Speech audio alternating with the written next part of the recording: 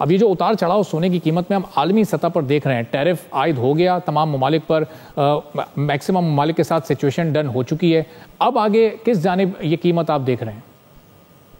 میرا خیال ہے گولڈ جو ہے اسی طرح فلکچویٹ کرتے رہے گا.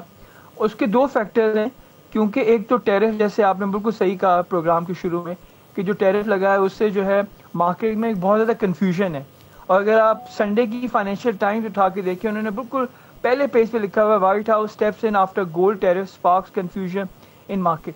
اگر آپ اوور آل سینٹیمنٹ دیکھیں تو سینٹرل بینکس ابھی بھی بائنگ کر رہے ہیں، جو گلوبل انویسٹرز ہیں وہ بھی بائنگ کر رہے ہیں، ہوپنگ کہ جی 4 کٹ انٹرسٹ ریٹس کے جو ہیں وہ فیڈ کرے گا.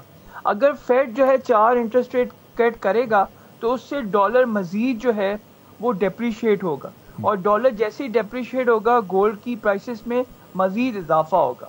اگر آپ دیکھیں یہ وہی سینیریو جو 1976 سے 1982 میں ہوا تھا، جب سینٹرل بینکس بائنگ کر رہے تھے، فیڈ نے انٹرسٹ ریٹ کم کیے پری میچورلی، انفلیشن دوبارہ آ گیا اور دوبارہ انہوں نے انٹرسٹ ریٹ بڑھائے. لیکن انٹرسٹ ریٹ بڑھانے کے باوجود گولڈ کی پرائسز جو ہیں وہ ارلی 80s میں جو ہے 20 جنوری 1980 کو وہ پرائس جو تھی $850 پر آؤنس پہ پہنچ گئی تھی. تو سملر سینیریو ہے جو آئی کیو آئی میں ہم پروجیکٹ کر رہے ہیں کہ سال کے آخر میں $3500 سے لے کے $4000 پر آؤنس پہ ٹریڈ کرے گا.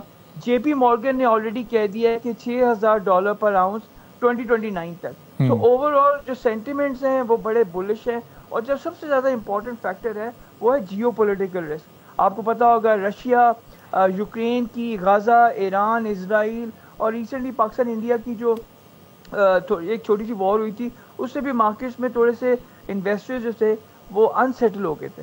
تو میرا خیال ہے geopolitical risk, central bank buying اور جو انسرٹنٹی ہے مارکیٹ میں، وہ جو ہے ڈالر کی پرائس کو آن دی اپ سائڈ رکھے گا. سبسکرائب کریں اور بیل دبائیں تاکہ کوئی خبر رہ نہ جائے.